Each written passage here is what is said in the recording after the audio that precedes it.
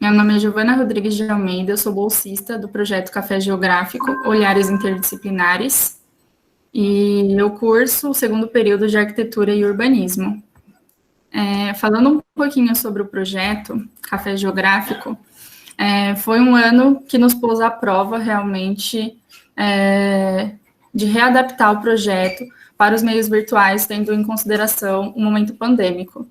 Então, os objetivos do projeto foi unificar a discussão, tanto com o público interno quanto com o público externo, trazendo pautas de pesquisas realizadas pelo grupo de pesquisa Gestar, em que os integrantes realizaram a mediação e a composição de uma mesa, e foi possível realizar esse debate.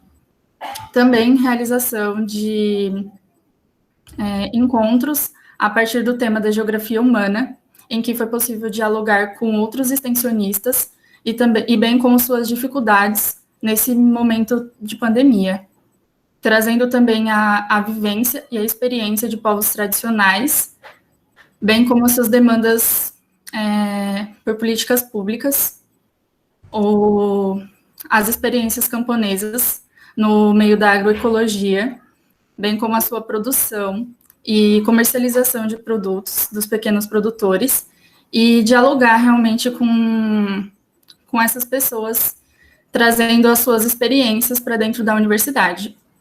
Com relação à metodologia do projeto, foi estabelecido o Google Meet como plataforma principal para a realização das atividades, em que nós realizamos, até o momento, 14 encontros, com os mais diversos temas, dentro da agroecologia, educação do campo, educação básica, etnicidade, e entre outros assuntos que foram abordados durante esse período de pandemia.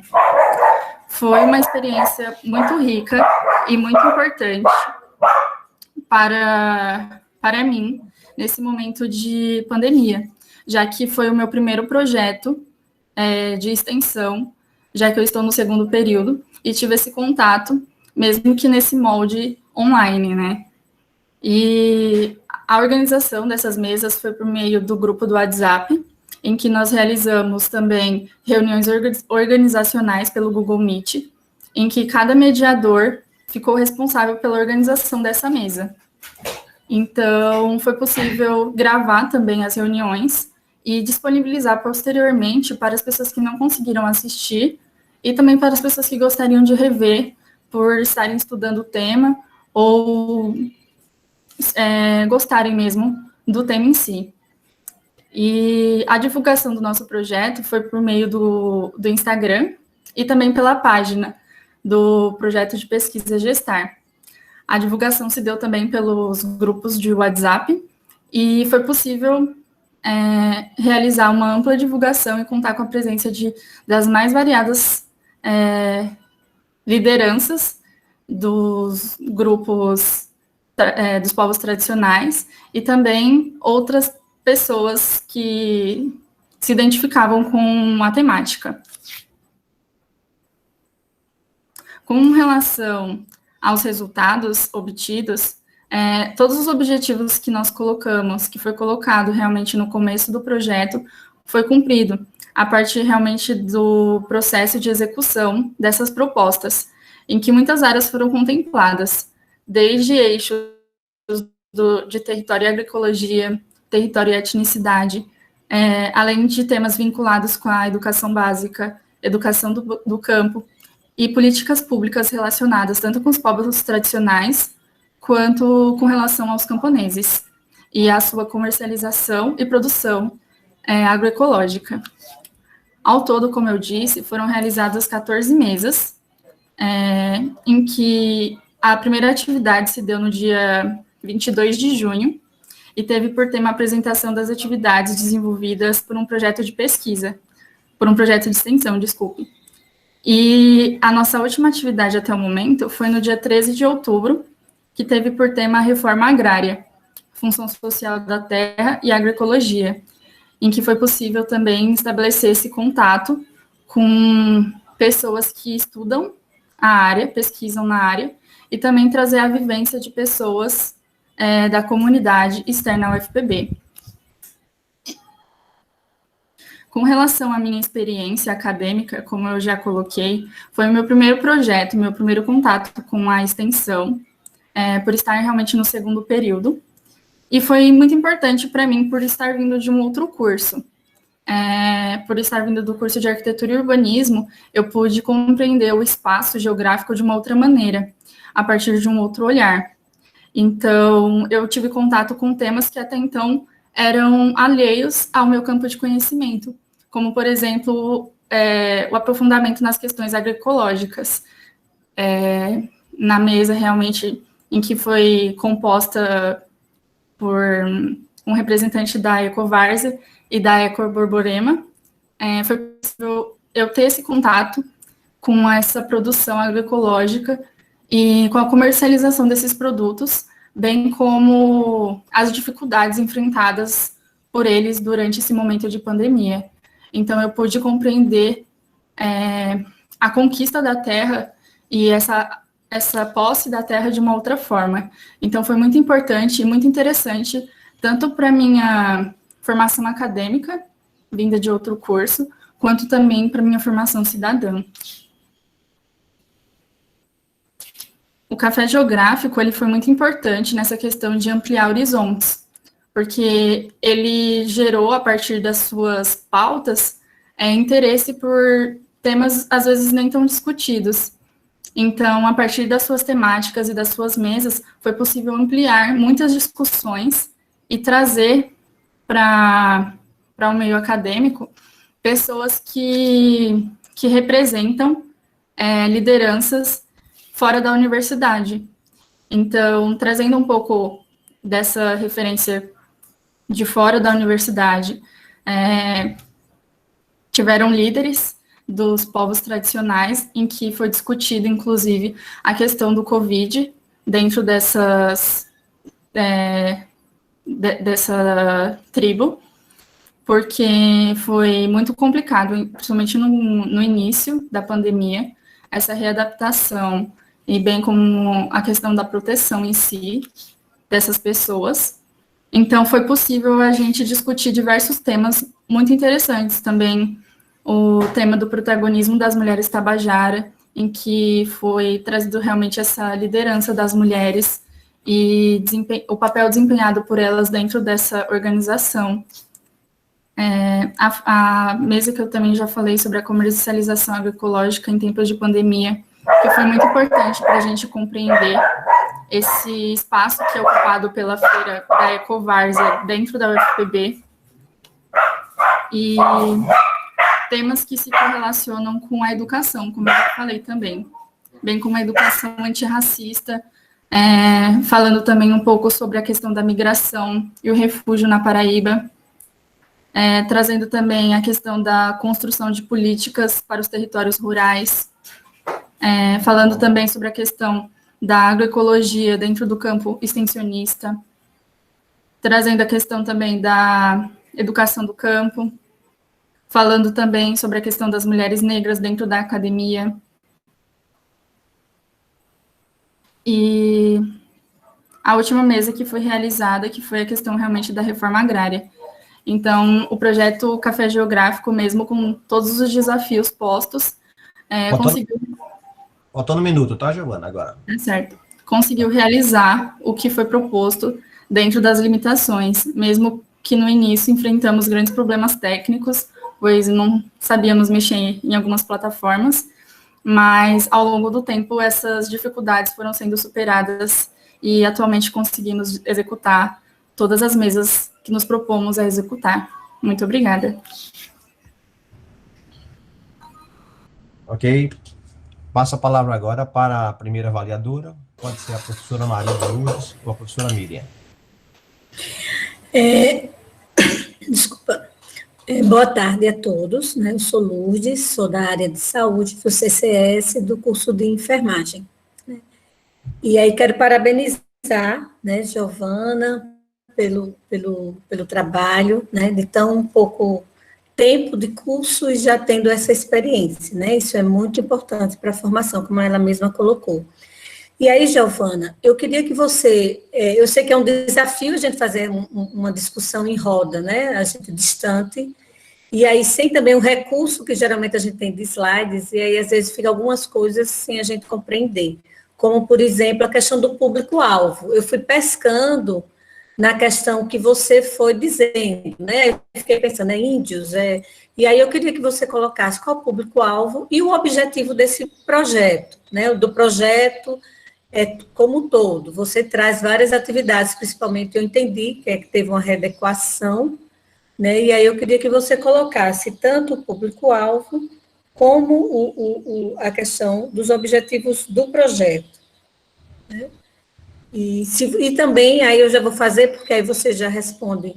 E aí o que você observa de impacto que teve para essas pessoas, né? Se vocês avaliaram a questão do impacto social que teve para esse público, essas rodas de conversa ou mesa redonda, eu acho, eu devo entender que foi trabalhado como mesas redondas, né? Mas aí, queria que você esclarecesse.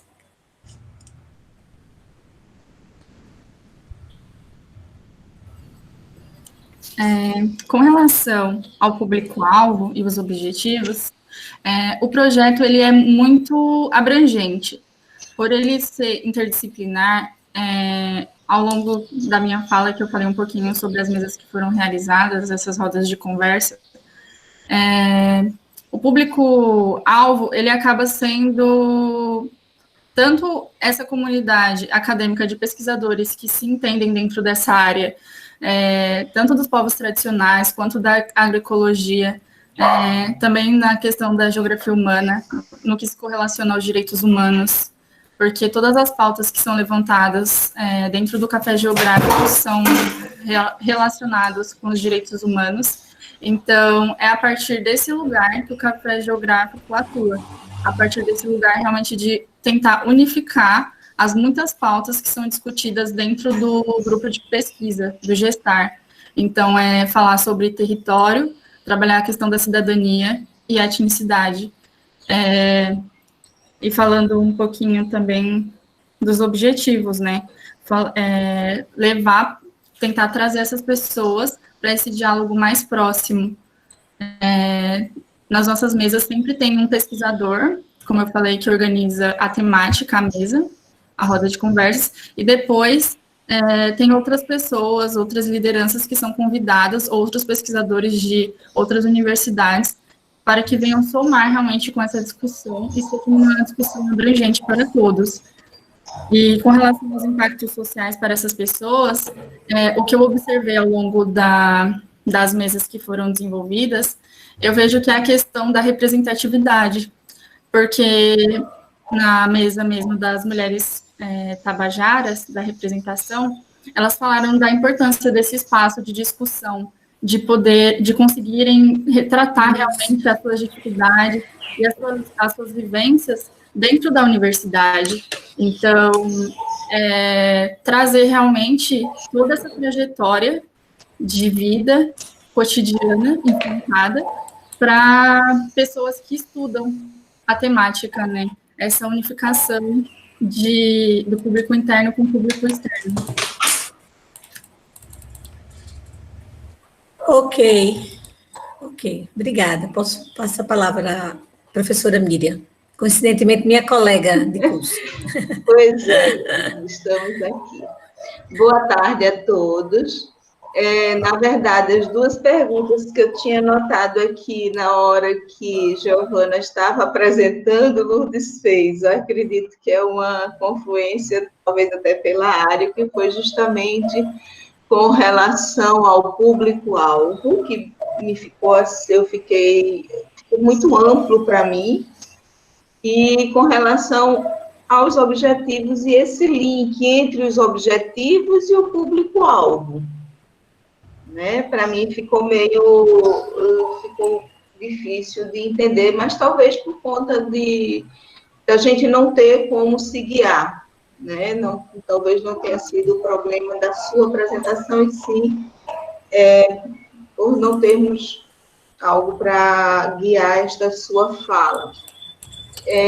A única coisa que eu queria saber um pouco mais de você, Giovana, é como é que vocês determinam a composição dessas mesas. Eu fiquei intrigada, e a partir de que, assim, vocês determinam, e como é que eu acredito que você falou, mas eu talvez não tenha pego, como é que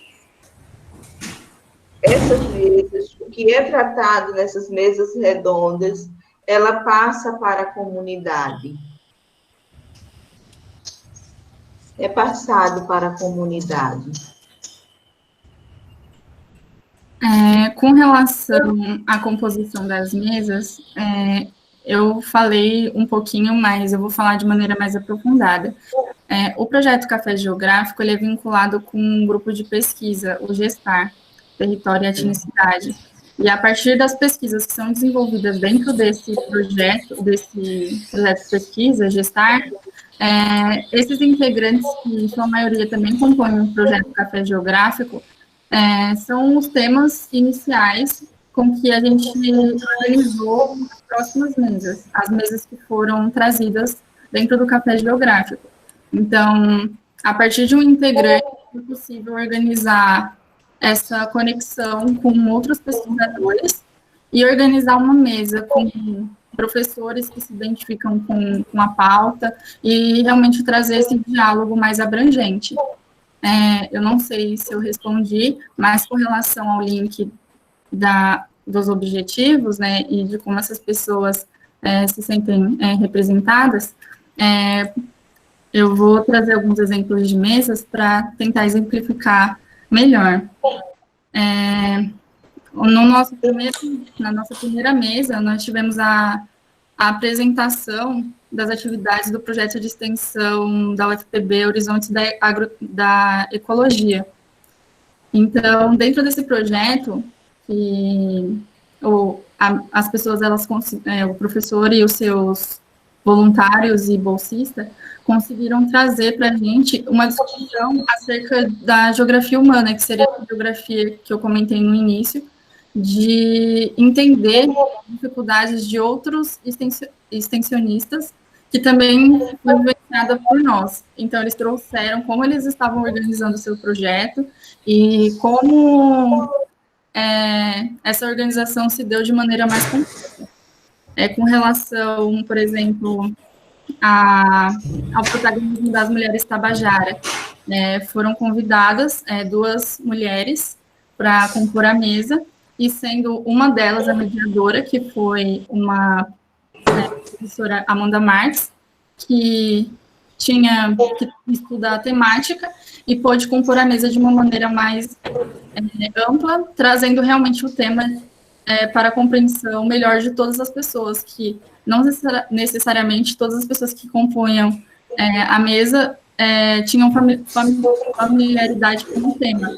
Então, a partir da integração desse pesquisador com a vivência dessas pessoas da comunidade externa, foi possível gerar essa troca. E as pessoas que se interessavam pela temática, mas não tinham um grande conhecimento acerca dela, conseguiram compreender de maneira mais integral. Ok, Giovana. Ok, obrigada. Tempo esgotado. Tá? Obrigado. Aí, damos por encerrado a apresentação desse primeiro projeto. Tá? Obrigado pela participação, Giovana. Vamos prosseguir com o segundo projeto, mas antes eu gostaria que a pessoa com o nome de André Carvalho se identificasse. André Carvalho é de algum projeto?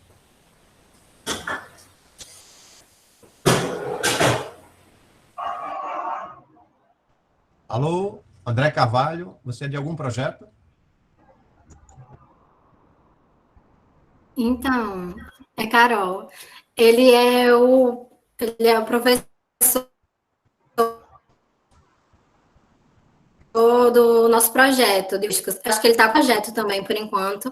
Eu não sei Qual se é o ele está projeto? agora, mas De qual roteiros projeto? turísticos. Roteiros Tá. turísticos. É o último, né? Tá. Isso. Tá.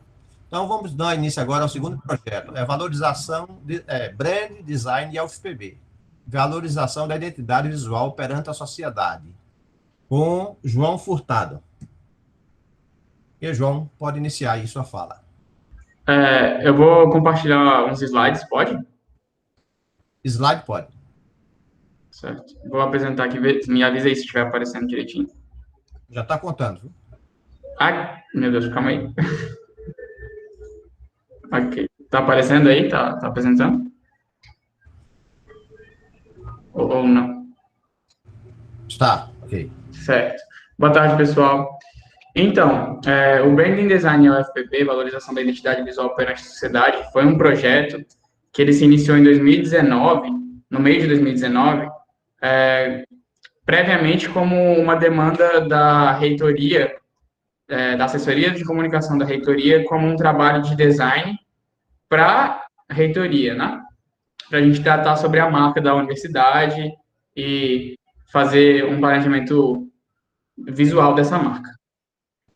Então, a primeira coisa que a gente fez no projeto foi entender qual é a nossa marca de verdade, entender qual é a marca da UFPB e o que tem dentro dessa marca, os elementos, o que eles significam. Então, a primeira coisa que a gente foi descobrir é o que cada elemento significava, por meio de pesquisas em livros que falassem de heráldica, né, para entender mais sobre a construção de escudos, e também pesquisar nas fontes da UFPB sobre os significados dos elementos compostos em conjunto, como eles queriam, o que eles queriam passar por esses elementos, né? Então, aqui no slide a gente tem dizendo que nosso escudo é português boleado, ou seja, ele é no formato dos escudos portugueses medievais, boleado embaixo, ou seja, ele é arredondado. Os besantes, que são essas bolinhas brancas que ficam no nosso escudo, eles significam neve, então eles representam a padroeira da Paraíba, né, que é a Nossa Senhora das Neves. A flor de lis, que é um símbolo de riqueza, conhecimento, ela está sendo usada no nosso escudo como um símbolo de riqueza de conhecimento, e ela representa a possibilidade que a universidade pode trazer para o ser humano de maior riqueza, que seria o conhecimento, né? As bandas ondadas, elas indicam o rio da Paraíba e trazendo do baixo até o alto Paraíba, então representando os meandros do leito do rio Paraíba. E as insígnias, que são essas coisas que ornamentam o nosso escudo, então as tochas e o listel com seu lema. As insígnias, elas significam, primeiramente, cada tocha em ordem, né? Ensino, pesquisa e extensão, e o lema significa sapiente edificar, que é o conhecimento edifica, né? Que é importante para a construção da sociedade, o conhecimento. Essa que era a ideia que o nosso escudo queria passar. Desculpem, eu vou só desligar aqui esse vento aqui, que tá difícil isso aqui. Pera aí, 2 minutos. Ai. Pronto, foi. Perdão. Um passo seguinte que a gente deu para a gente saber como era tratado as logos em meio de universidade no país inteiro, Universidade Federal, a gente fez um levantamento de logos que fazem parte do nosso corpo de instituições federais. Então, a gente fez um levantamento de todas as logos das universidades federais do Brasil, tentando dividir elas em categorias e formas, o que é brasão, o que é logotipo, e também tratar delas, para pensar nelas como guias para o nosso brasão. Então, a gente tentou focar em encontrar logos que passaram também por processos de redesign. Logos que se atualizaram com o passar dos anos, né? Então, aqui só uma foto demonstrativa da listinha que a gente fez com os brasões. E procurando os manuais de identidade visual também, enfim, todas as informações relativas a cada uma das logos a gente tentou encontrar e colocar nessa tabela que a gente criou. Em seguida, foi um trabalho bem mais complexo e problemático, que foi visitar o campus da UFPB e organizar todas as logos que estão dentro da nossa universidade, para tentar descobrir quais são as logos que existem e como elas conversam entre si e com o nosso brasão. Então, aqui, para organizar melhor para vocês, eu fiz um organograma que demonstra, em volta da UFPB Reitoria, todos os setores que estão diretamente conectados à reitoria e as logos de cada setor, se eles tiverem logos, né? E como eles estão conectados à reitoria. Esse organograma também está disponível no próprio site da UFPB, só não está disponível nessa composição, que foi eu que fiz, eu só peguei a hierarquia do organograma. E aí temos aí mostrando que nossas pró-reitorias, cada uma tem uma logo individual, em geral, só tem duas que não tem, a ProPlan e a PRAP, que as comissões também têm, e algumas outras coisas, como, por exemplo, a biblioteca, o STI, o hospital universitário, enfim. Temos várias logos no nosso ambiente acadêmico, né? Aí nós fizemos algumas análises, isso tudo em parceria com a assessoria de comunicação. Então, nós fizemos algumas análises para ter uma ideia do quão complicado estava, né? A questão da nossa logo. Nessas análises, a gente acabou descobrindo que não há uma identidade visual consolidada, no sentido de que o brasão não tem marcação documentada mesmo. Então, é um brasão que, apesar de existir na memória de todo mundo como uma coisa só, ele não tem, burocraticamente falando, ele nunca foi registrado. Então, ele não tem um manual de identidade visual, não tem um registro. Isso dificulta muito a gente saber qual é o verdadeiro brasão. Então, existem várias versões na internet desse brasão, e é muito difícil você afirmar, esse aqui é o verdadeiro brasão da UFPB. Falando sobre as considerações sobre o trabalho da UFPB em si, dentro da UFPB, a gente percebe que as logos dos setores não conversam entre si. Além de não conversarem entre si, elas não conversam com a logo principal, que é o próprio brasão. Dessa forma,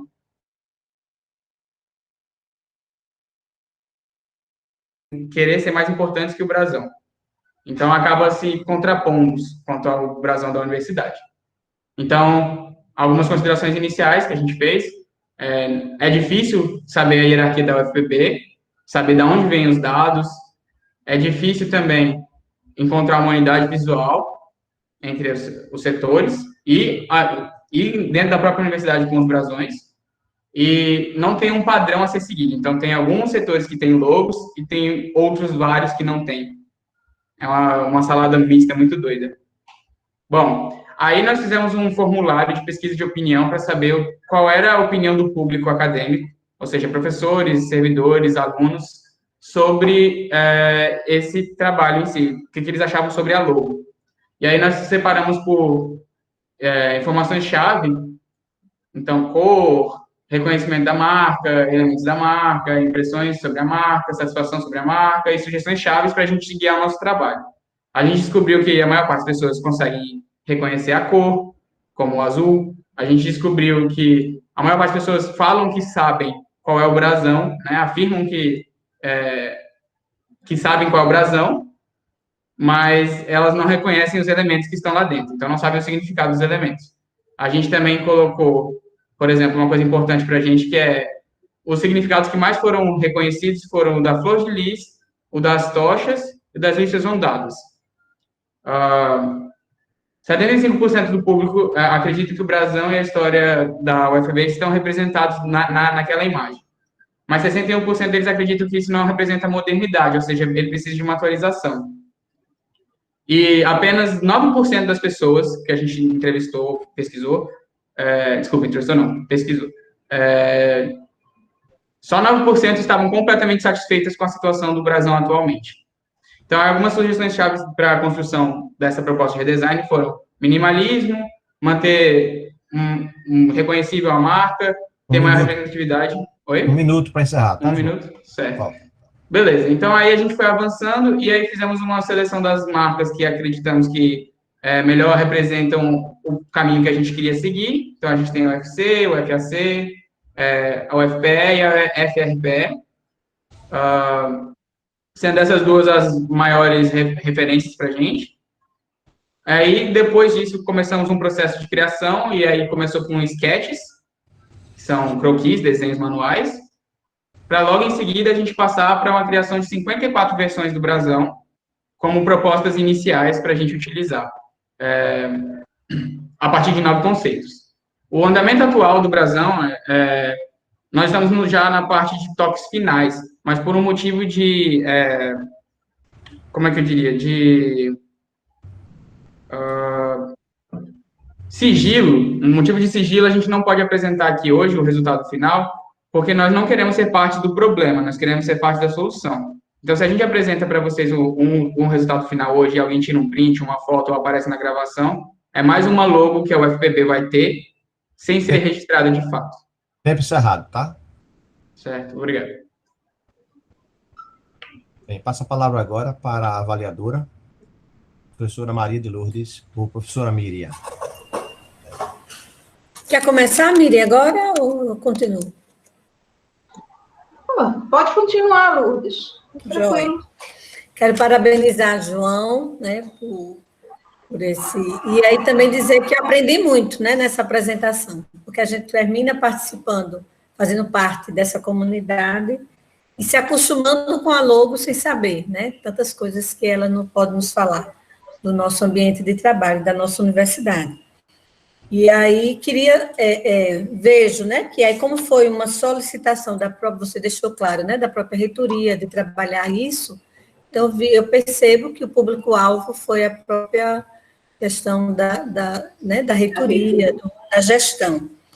Aí eu queria saber, assim, para você, João, a contribuição desse trabalho, de participar desse trabalho, para a sua formação. Você é de que curso? Eu sou de design mesmo. Design, né? Eu percebi. Então, assim, qual é a contribuição desse trabalho, você fez muita pesquisa, né? Associou muito a extensão e a pesquisa. Então, que contribuição isso traz para a sua formação? Então,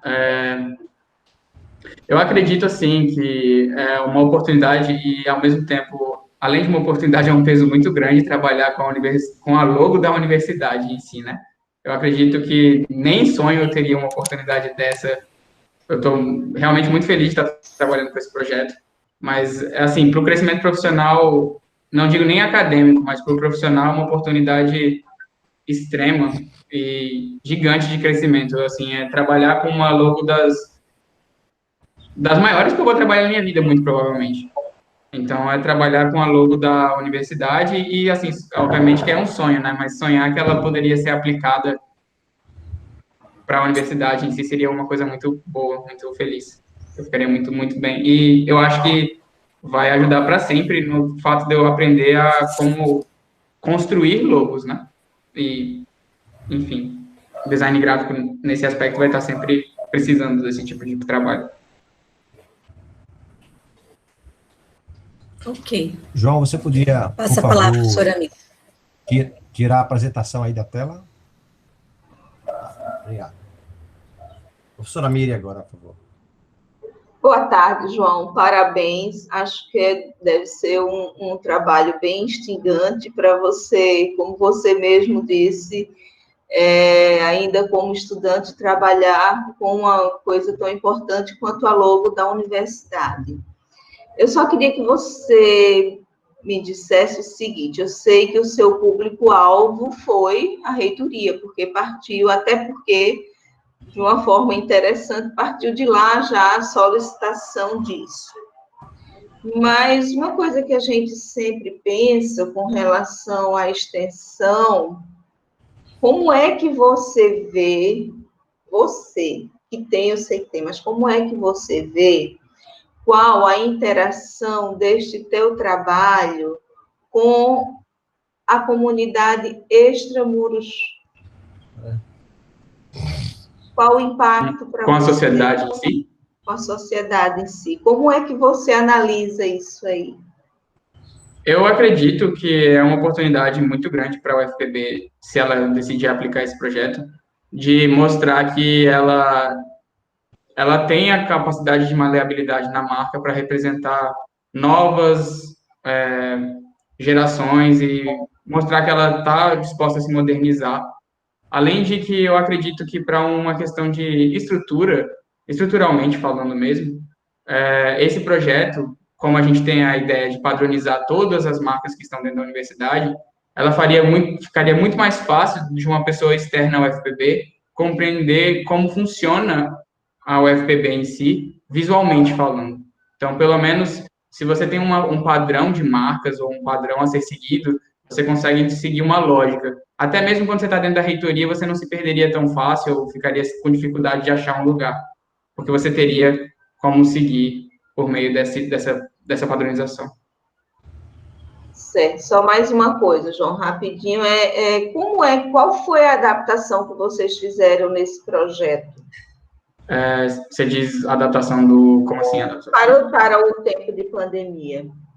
Ah, sim. Bom, a gente tinha um trabalho físico, né, que era feito no laboratório de projeto, e na Ascom, a gente ia uma vez por semana na Ascom e 2 vezes no laboratório de projeto.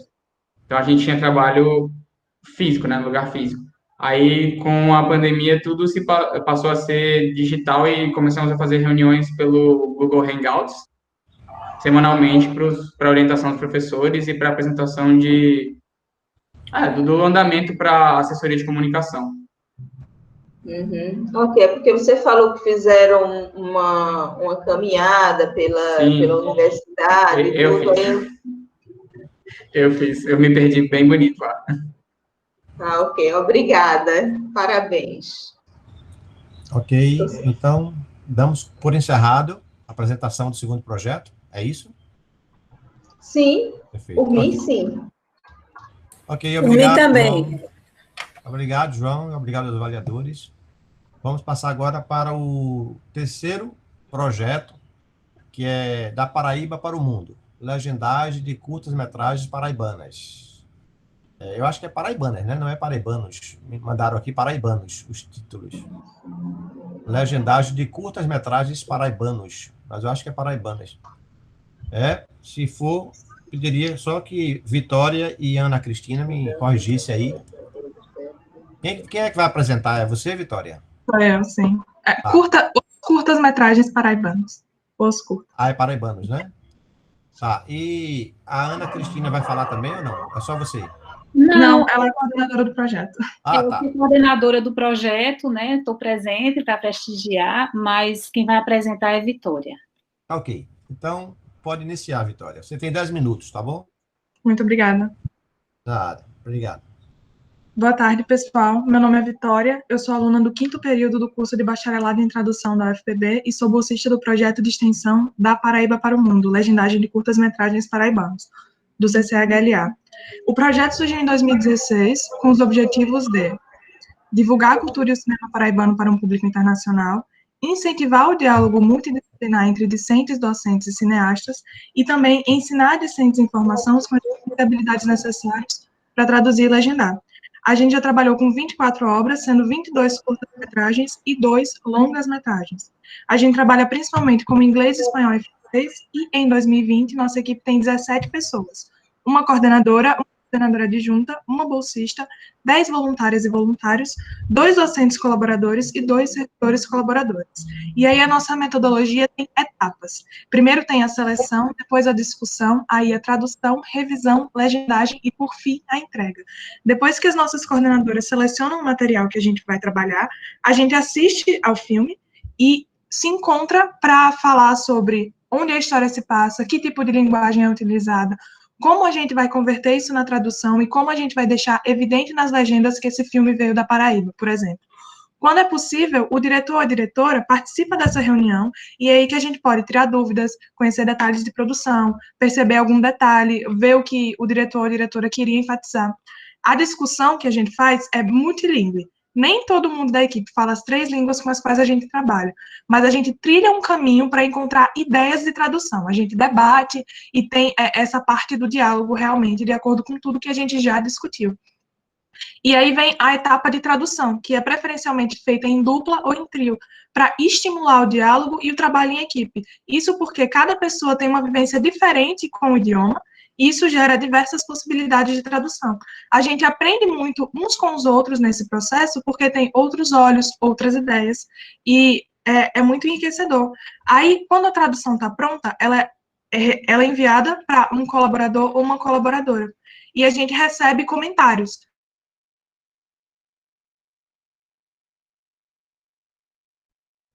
Tradução.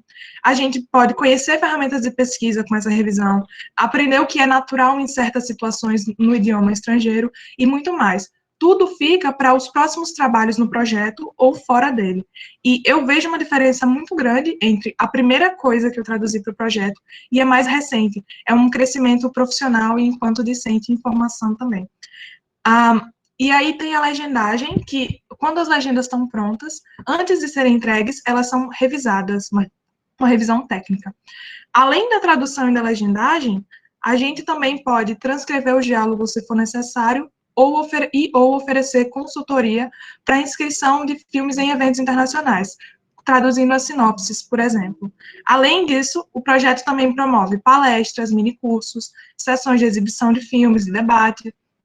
Tudo isso para fazer com que a comunidade acadêmica e a comunidade externa conheçam a fundo a cultura paraibana, o cinema paraibano, e que elas se interessem pelas legendas, pela tradução, e tudo nesse sentido. E nesse ano atípico de 2020, a gente teve que começar readequando o nosso modelo de trabalho ao não presencial. Uma das principais iniciativas do projeto foi ofertar uma formação em tradução e legendagem aos extensionistas novatos. Foram 6 reuniões virtuais em que a gente falou sobre problemas de tradução, ferramentas de pesquisa, o que são legendas, como fazer, que programa usar, e tudo nesse sentido para garantir segurança e autonomia aos novos extensionistas. Uma preparação para o ano de 2020, para que o ano fosse confortável, que o trabalho fosse confortável. Essas reuniões ficaram gravadas, elas somam mais de 8 horas de material que podem ser utilizadas no futuro. Eu elaborei esse material e os exercícios que a gente fez nas reuniões com base na minha experiência enquanto extensionista do projeto e também na minha experiência enquanto tradutora em formação no curso. E eu vejo os impactos positivos que essa formação teve no trabalho que a gente desempenhou no ano. Ainda sobre a readequação, a gente precisou fazer reuniões virtuais para organizar nosso trabalho, para realizar discussões, e para comunicações mais rápidas, a gente usou outros meios de comunicação virtual. Para fazer as traduções, a gente passou a utilizar uma ferramenta de tradução colaborativa chamada MateCat. Em tempos normais, a gente se reúne e traduz juntos, nos mesmos lugares, mas cada um na sua casa, agora a gente usa essa ferramenta porque quando cada pessoa traduz, toda a equipe pode ver, a gente pode fazer comentários, a gente pode consultar uma palavra que já foi traduzida, a gente pode montar um dicionário com as expressões paraibanas, o que elas significam e suas traduções nas línguas, e tudo isso. Nosso primeiro trabalho de 2020 foi a tradução e legendagem para o espanhol do longa-metragem Desvio, do diretor Arthur Lins. Esse filme estreou no ano passado, e o diretor entrou em contato com a gente porque queria levar o filme a eventos na América Latina. A gente precisou adaptar a metodologia que eu já comentei antes, porque em vez de ter um filme de 15 minutos, como a gente tem geralmente, esse tem 90. Então, no lugar de ter 2 pessoas traduzindo, foram 6. No lugar de ter uma só pessoa legendando, foram 3. E tudo isso, claro, com uma ferramenta de tradução colaborativa para que a gente pudesse manter uma coerência nessas frases. E aí a gente teve um trabalho em equipe, uma cooperação, surgiram ideias, e a metodologia que a gente usou nesse filme ficou de base para os trabalhos seguintes em 2020, mas também pode ser utilizada em outros anos, em outros projetos. O festival que o filme participaria foi cancelado por causa da pandemia, mas esse filme tem previsão de entrar em serviços de streaming ainda em 2020, e aí a gente pode atingir um público ainda maior. Os festivais de filmes que não aconteceram por causa da pandemia impactaram a gente porque a demanda dos curtas caiu. E para continuar levando a Paraíba para o mundo, a gente firmou uma parceria com a primeira conferência internacional online de etnobiologia, que foi um evento promovido pela UFPB e que teve como foco, resumidamente, as relações entre as sociedades e o meio ambiente. Ele aconteceu em setembro, teve mais de 2.000 inscritos de mais de 40 países em todos os continentes, e para ele nós transcrevemos e traduzimos 8 vídeos, 7 palestras, mais um vídeo convite. nós trabalhamos com português, espanhol e inglês, em palestras que tinham cerca de 20 a 50 minutos de duração.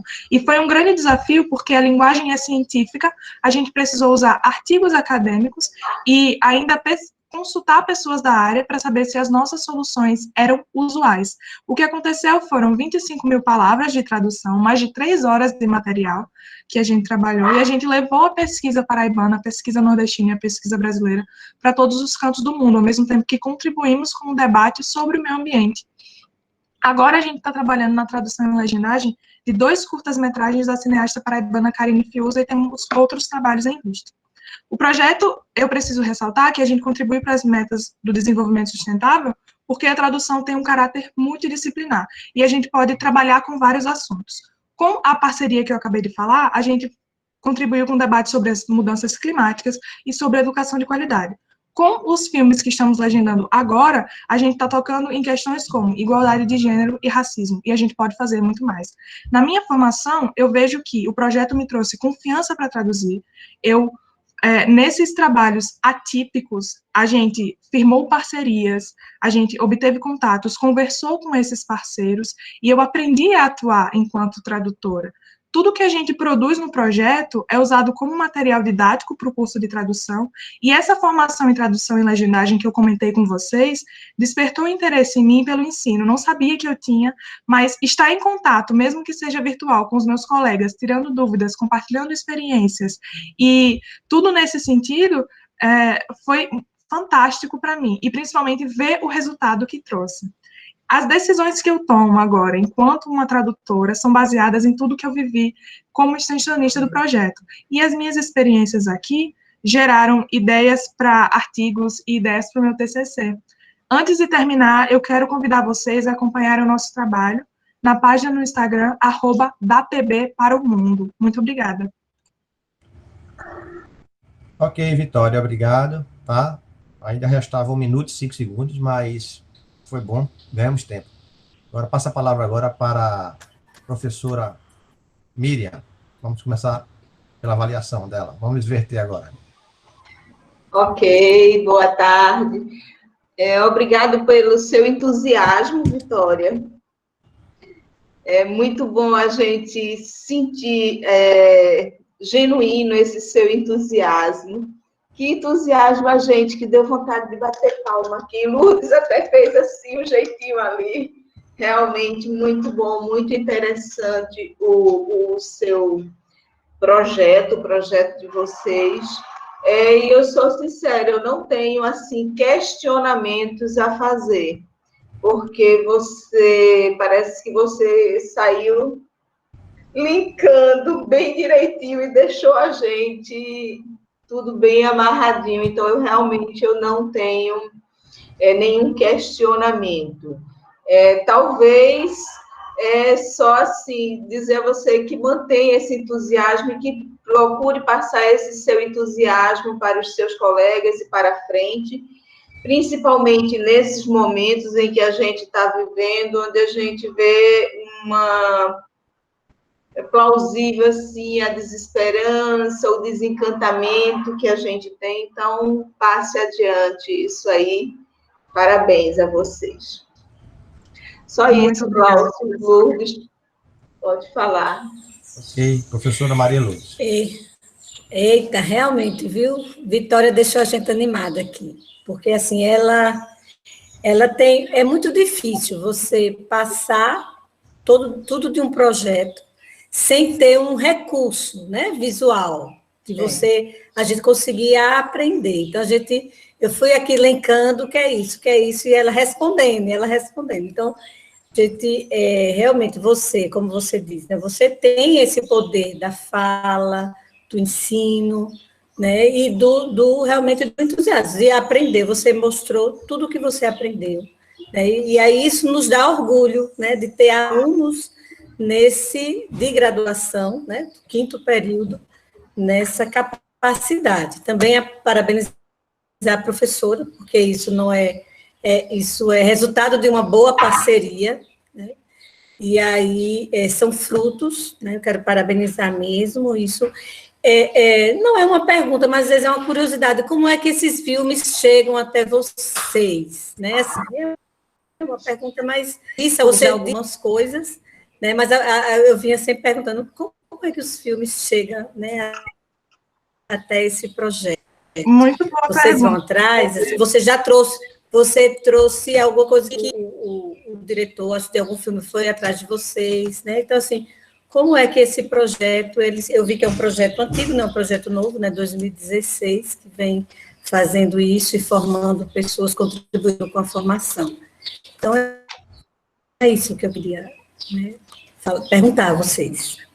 Então, muitos filmes, no início, muitas parcerias entre a universidade e o projeto, entre os professores da área de cinema, e aí foi gerando uma rede de contatos, e com o trabalho que a gente desempenha, em vez da gente procurar os cineastas, eles vêm até nós, então eles mandam um e-mail, ou um cineasta indica outro cineasta, e gera essa rede, é assim que a gente consegue.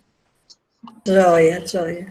Então, parabéns, né? Eu fico muito feliz e animada da gente ter. E como eu gosto muito de filmes, minha extensão é com cinema e envelhecimento, e aí eu fiquei muito animada com isso. Obrigada Como eu sou coordenador de projeto, eu sei que isso realmente é uma parceria, como a professora Maria de Lourdes falou, né?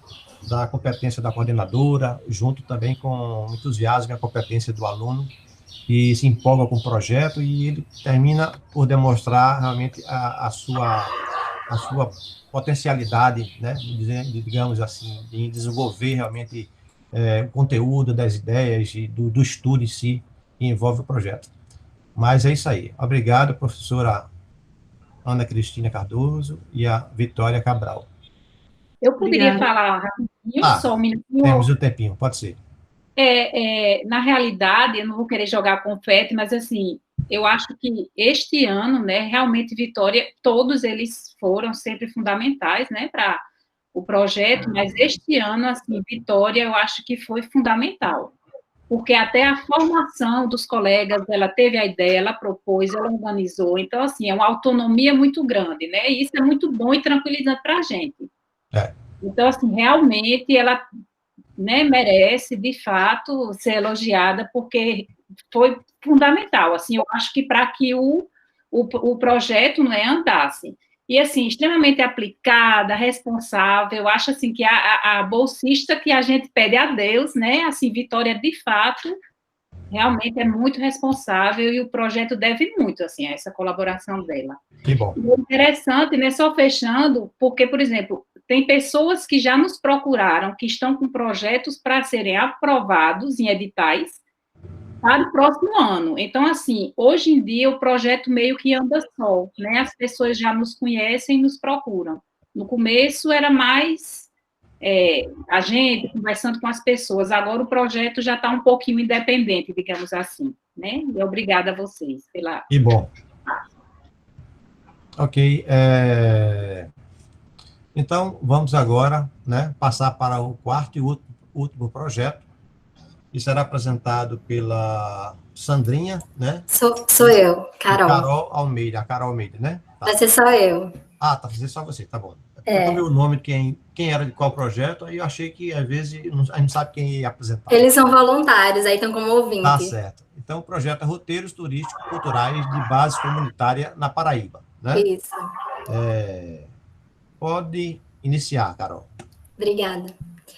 Então, meu nome é Carol, eu estou no 3º período do curso de turismo e, enfim, né, o nosso projeto, né, Roteiros Turísticos Culturais de Base Comunitária na Paraíba, ele trata de uma proposta que ele dá continuidade, né, da ação extensionista Roteiros Turísticos Culturais de Base Comunitária na Grande João Pessoa. Esse projeto ele foi realizado em 2018, em função do edital UFB em seu município, e o projeto ele foi apresentado no ENEX e contemplado pelo Prêmio Elo Cidadão 2018, instituído pela PRAC UFPB. E também em 2019, como atividade extensionista do Probex UFPB. Então, assim, diante de todos os resultados benéficos que essa ação teve, e a gente prevendo uma execução ainda mais efetiva nesse ano de 2020, nós propomos essa continuidade, né, como ação do ProBest desse ano, com uma ampliação das áreas dos roteiros, tanto que, conforme o novo título do projeto indica, né, nós vamos atuar além dos municípios da Grande João Pessoa, mas também em outros estados geográficos do estado da Paraíba. Mas então, né, afinal, o que é esse projeto? Ele se trata de uma ação extensionista, cujo nosso objetivo ele é o planejamento, a organização, criação, promoção e realização de roteiros turísticos regionais de base comunitária para turistas e também para a população local, tanto em espaços geográficos da Paraíba, onde as atividades desse segmento elas já existem, como também em locais que eles têm um potencial para atividade, mas que eles dependem da intervenção, né? Eles dependem de alguém que crie, que planeje, organize e que operacionalize mesmo os roteiros. Então, falando um pouco sobre as comunidades, existem algumas que nós já pesquisamos, nós até já visitamos, e assim, então,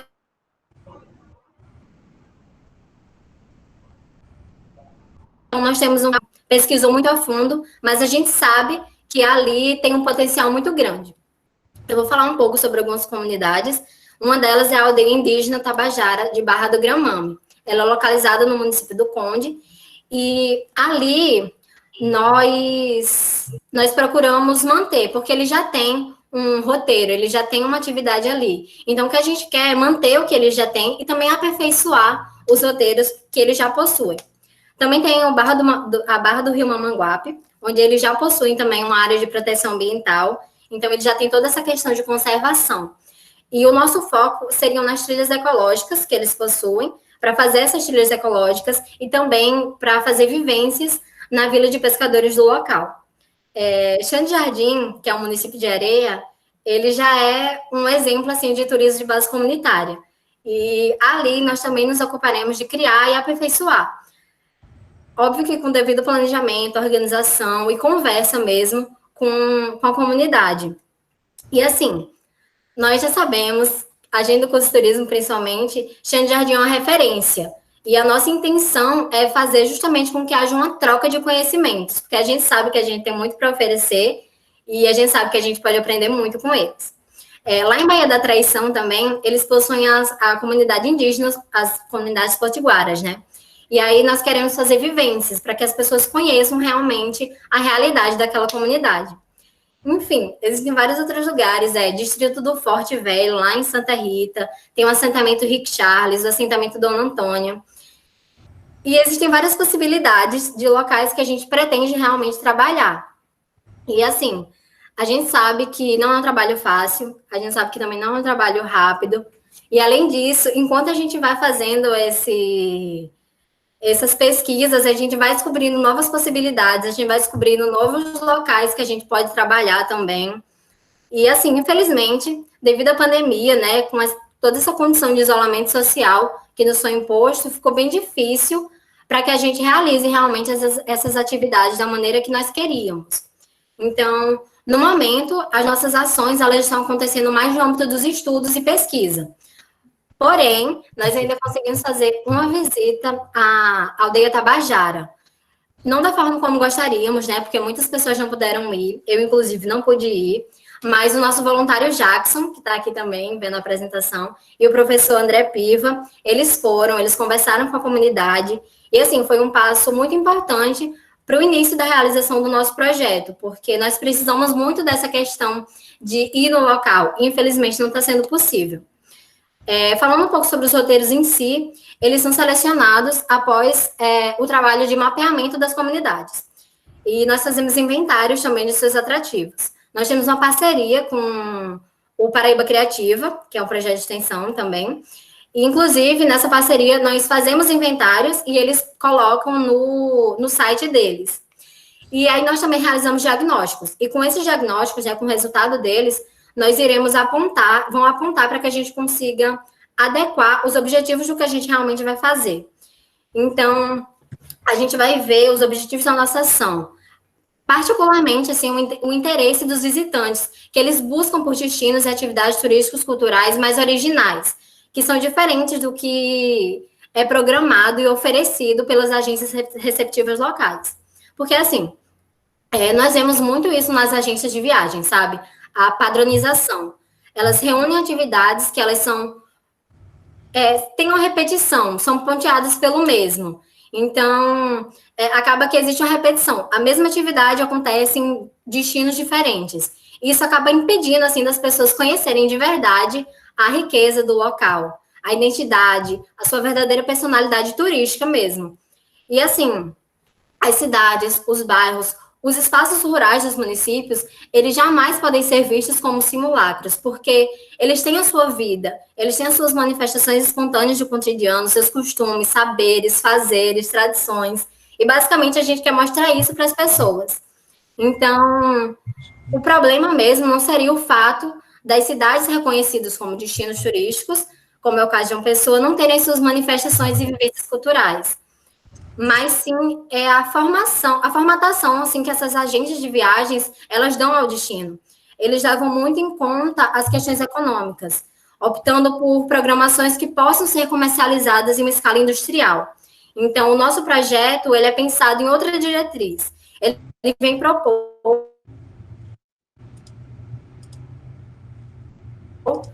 participativo, com parâmetros de economia solidária. Então, assim, os nossos roteiros eleitos, os visitantes eles vão ter a oportunidade de praticar as atividades de turismo de base local. Então, eles vão ter vivências com as manifestações culturais do cotidiano local. Eles vão conversar, eles vão poder conversar, eles vão poder ter a vivência com os próprios moradores, realizar caminhadas, visitas, sem práticas pré-estabelecidas.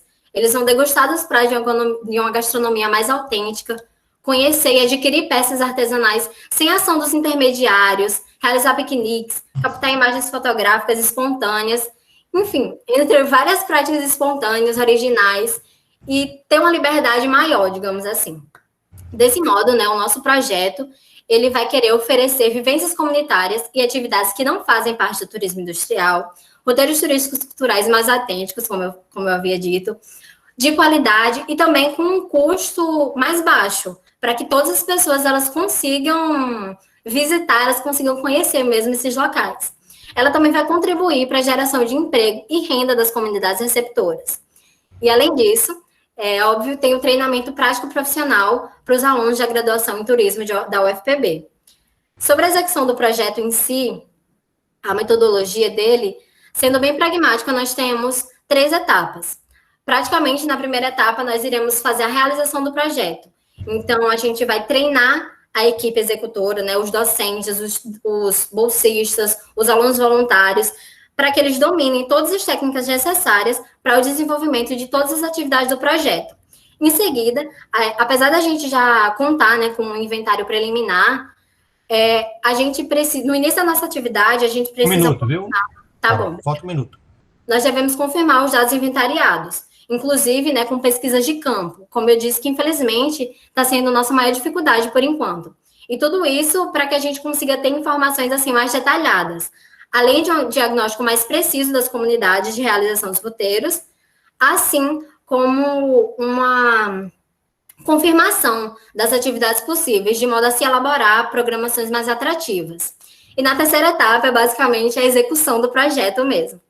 E assim, para que tudo isso seja possível, nós temos adotado, né, iniciativas de conscientização, capacitação profissional, empreendedorismo, promoção do turismo de base comunitária na Paraíba, e tudo isso com foco na dimensão humana, que é direcionada a impactar, a provocar transformações socioeconômicas nas comunidades de atuação do projeto, de forma participativa e com troca de saberes, né, entre as comunidades envolvidas e também a academia.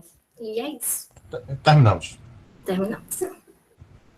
Ok, o tempo esgotou, ainda passei um pouco aqui, esperando que você concluísse. Vamos agora à fala da avaliadora. Quem começa? Posso? Começo, Lourdes? Pode ser. Okay. Parabéns. Carol, eu queria só 2 coisas assim. Primeiro, eu queria que você deixasse mais claro o que é esse turismo de base comunitária. O que é essa base comunitária? O que que essa base comunitária quer dizer? É a comunidade quem demanda para vocês o que elas fazem? São vocês que identificam? O que é que quer dizer isso? Eu não sou da área e não consegui entender na tua apresentação, ter certeza do que é esse termo. Então, o turismo de base comunitária é quando a própria comunidade ela trabalha e ela consegue se manter em função do turismo. Então, ele não vai ser externo, não vai ser do externo para o interno. Ele mesmo, a própria comunidade, ela consegue se manter através das suas atividades. Então, quando a gente fala no nosso projeto, é para que a gente consiga fazer com que a comunidade em si, ela consiga gerar sua própria renda ali dentro, com o seu turismo, com os seus artesanatos. Então, o turismo de base comunitária é quando a comunidade ela consegue se manter através do turismo. Ok, tá bom, fica entendendo, era isso que eu pensei. E outra coisa, você falou muito, e isso é claro, da importância da visitação, do estar presente, né, nessas comunidades para que o projeto consiga se desenvolver. Quais foram as adaptações que vocês fizeram para que pudessem continuar com o projeto, mesmo sem a possibilidade da presencialidade? Então, nós tivemos reuniões, né, através do Google Meet, e a nossa equipe, como eu havia dito também, houve até uma visita. A gente teve que reduzir um pouco o nosso objetivo, porque deu para perceber que são vários lugares que a gente pretende atuar, mas a gente teve que reduzir um pouco e a gente teve que focar. Então, a gente focou principalmente na aldeia Tabajara, que era que a gente já havia começado a fazer o projeto inicialmente, então a gente já tinha uma comunicação com a própria comunidade, com as pessoas de lá. Então, houve reuniões com essas pessoas para a gente poder ver também o que eles querem, porque não adianta a gente querer impor um turismo ali, sendo que não é a realidade da comunidade. Então, tem toda essa troca, a gente conversou através do Google Meet, só que também é uma aldeia, então toda essa questão da internet é um pouco complicada. Por isso que durante a pandemia, ainda teve Jackson, o nosso voluntário, e o professor André Piva, que eles foram até lá, porque realmente foi um pouco complicado, assim, para poder se manter dessa forma. Mas eles conseguiram ir lá e a gente conseguiu juntar todas as peças, assim, que faltavam com essa visita. Mas é basicamente através de reuniões mesmo.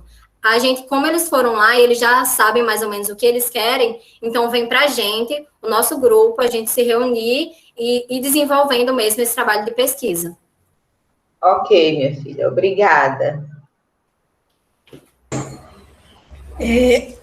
Carol, quero parabenizar, né, pelo seu entusiasmo, pela sua, né, assim, de apresentar esse projeto, né? O projeto tem uma proposta muito interessante, né, de buscar a singularidade do lugar, né? De saber que cada lugar ele é único, porque as pessoas são únicas mesmo. Então, precisa da história, né, de cada lugar. E eu acho bem interessante. Pena que, realmente, com a pandemia, eu acho que teve um prejuízo em relação a resultados, né? Ficou assim, como você sempre relatou, sempre no futuro, né? Que a gente vamos fazer isso, vamos fazer aquilo.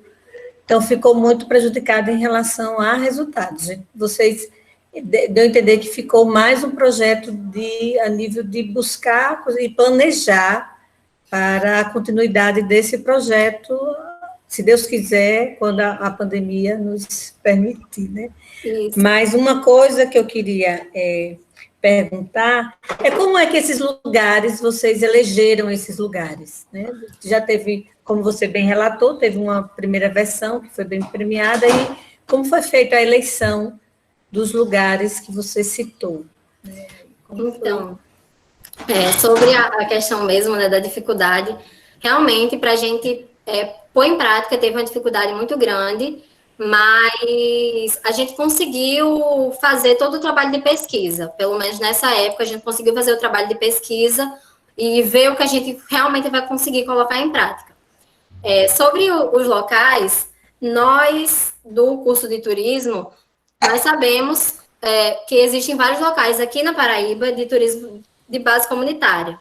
Então, eles não são muito conhecidos, infelizmente, aqui na Paraíba a gente não tem tanto foco nesse tipo de turismo, mas a gente do curso de turismo, nós conhecemos bastante, nós falamos bastante sobre essas comunidades, sobre esses locais, sobre os potenciais que eles têm. Então, basicamente, e também o professor André Piva, ele tem um conhecimento muito grande nessa área, ele já visitou muitos destes lugares desde antes, ele é um dos professores que fundou, né, o curso de turismo na UFB, então ele conhece muito sobre essa questão. Então, através dele, a gente consegue conhecer esses lugares e saber se ele tem um potencial para o turismo realmente ou não. E se não tiver, se eles tentam ali, a gente tenta pesquisar e tenta fazer com que aquele lugar consiga ter um potencial turístico. Ok, parabéns. Ok, Carol, obrigado, tá? Parabéns pela apresentação.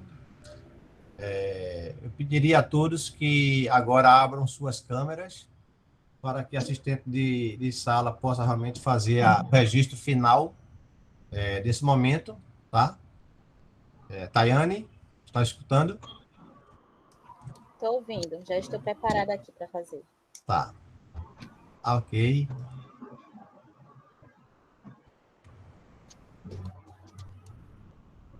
Quem é que faz a foto? Só o pessoal abrir a câmera. É você que faz? Sim. Tá. Só tem que abrir a câmera, senão vai sair só as bolinhas.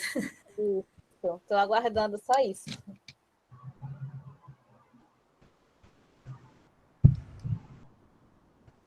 É para aparecer o rosto de vocês, pessoal, mas se não quiser, tudo bem.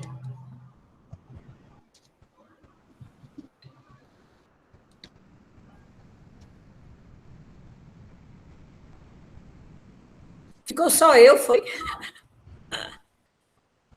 Cadê? Pronto, Tayane. Não, Lourdes, estão todos abertos, está tudo aberto. Eu abri minha câmera, professor Piva.